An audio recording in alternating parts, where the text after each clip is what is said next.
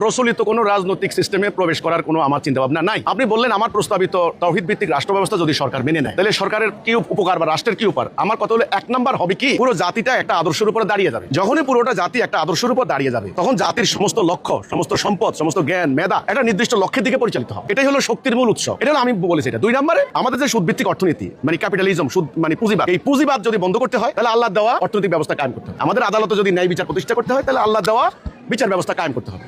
আমি কিন্তু একটা তো বলিনি, বিদ্যমান চলমান যে রাষ্ট্র ব্যবস্থা এটাকে বাদ দিয়ে যদি আল্লাহ দেওয়া ব্যবস্থা কায়েম করা হয় তাহলে আপনি বললেন কি উপকার হবে?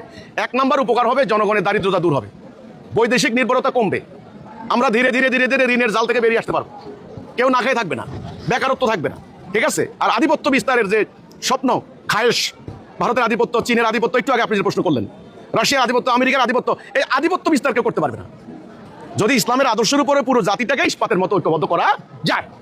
এবং মানুষ দরজা খুলে ঘুমাবে, দরজা খুলে ঘুমাবে, যেটা হলো রাজনীতির উদ্দেশ্য, সংবিধানের উদ্দেশ্য। শান্তি, শান্তি নাই, এই শান্তিটা আসবে। আপনি বললেন তাওহীদ ভিত্তিক রাষ্ট্র ব্যবস্থার প্রস্তাবনা, এটা যদি কায়েম হয় তাহলে আমি এই সংক্ষেপে এতগুলি কথা বললাম, আর বাকি কথা বলতে আমার সময় লাগবে। যদি এটা নেয়, এই শান্তি পাবে।